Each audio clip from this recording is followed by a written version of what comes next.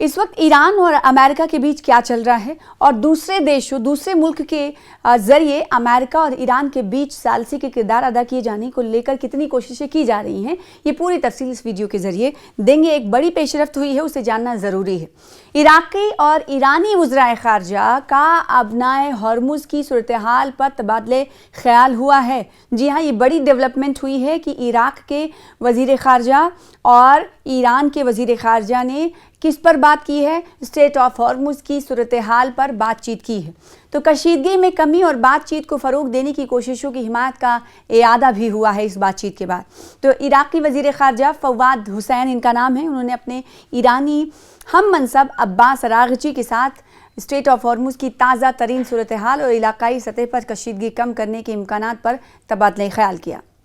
इराक़ी वज़ारत ख़ारजा की तरफ से पीर के रोज़ जारी करदा और इराक़ी ख़बर रसा एजेंसी को मौसूल होने वाले एक बयान में बताया गया कि इराक़ी वज़ीर ख़ारजा फवाद हुसैन ने इतवार की शाम ईरानी वज़ीर ख़ारजा अब्बास अराग़ची के साथ एक टेलीफोनिक राब्ते के दौरान गुज़िश्ता 2 दिनों के दौरान स्ट्रेट ऑफ हॉर्मुज़ की सूरत हाल से मुताल्लिक़ ताज़ा तरीन पेशरफ्त और समुंदरी नक़्ल हमल यानी समंदरी आवाजाही की सिक्योरिटी और इलाकाई इस्तेहकाम पर इसके असरात पर तफसीली गुफ्तगू की।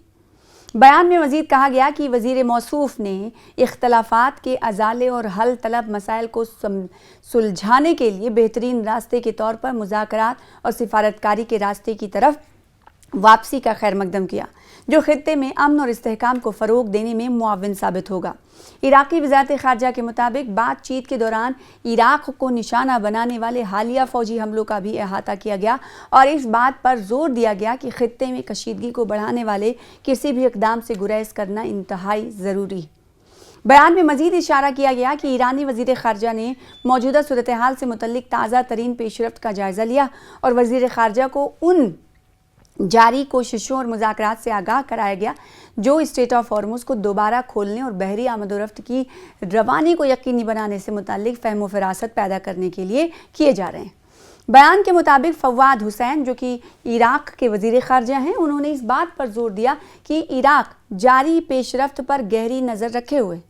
उम्मीद करता है कि जल्द अज जल्द स्ट्रेट ऑफ हॉर्मुज़ को दोबारा खोलने के लिए ऐसे फ़हम फ़रासत तय पाए जाएँ, ऐसे कदम उठाए जाएँ जो खित्ते और आलमी मईशत के अमन और इस्तेहकाम को महफूज रखें।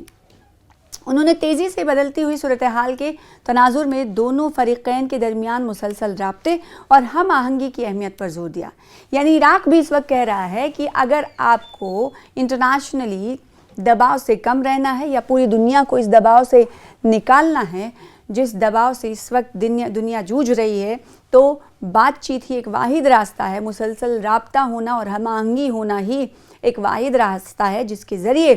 कोई बात बन सकती है। कशीदगी में कमी और बातचीत को मुस्तहकम करने की तमाम कोशिशों की हिमायत का इयादा किया। तो इस वक्त इंटरनेशनल सतह पर देखिए,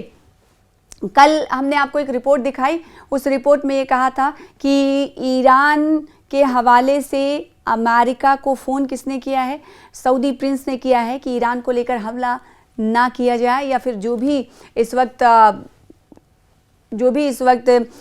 मुहिम को लेकर या फिर कुछ फ़ैसला लेने को लेकर, हमले को लेकर अगर प्लानिंग चल रही है तो उसे तर्क कर दिया जाए। और फिर उसके बाद हमने यही देखा कि अमेरिका की तरफ से ईरान को लेकर किए जा रहे कोशिशों को कहीं ना कहीं छोड़ दिया गया है। ये अमेरिका की तरफ से ही ये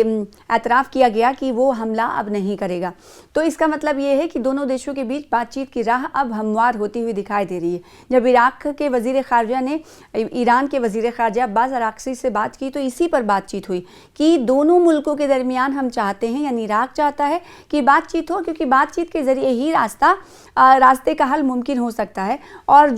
जिससे दुनिया इस वक्त मुतासिर हो रही है वो है स्ट्रेट ऑफ हॉर्मुज़, यानी कि पूरे दुनिया में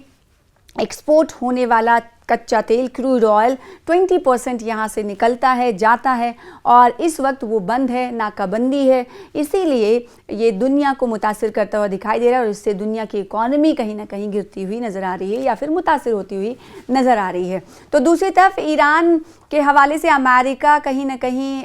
जो हमले के हवाले से जानकारी मिल रही थी तो उससे पीछे होता हुआ दिखाई दे रहा है। और दूसरी तरफ ईरान ने कहा था कि अगर उन पर हमला हुआ तो अमेरिका को सबक सिखाने के लिए 10 ऐसी मिडिल ईस्ट की कंट्रीज़ हैं जिन्हें निशाना बना सकता है अमेरिकी बेसिस को ईरान। तो ईरान ने भी अपनी पॉलिसी जो इख्तियार की है उसका ऐलान किया कि ठीक है, अगर अमेरिका की तरफ से इस तरह के लाएअमल की तैयारी है तो हम भी पीछे हटने वाले नहीं हैं। 10 ऐसी कंट्रीज़ हैं जिन्हें हम निशाना बनाने के लिए तैयार हैं अमेरिकी बेसिस को। तो ऐसे में इन तमाम चीज़ों को देखते हुए अब कहीं ना कहीं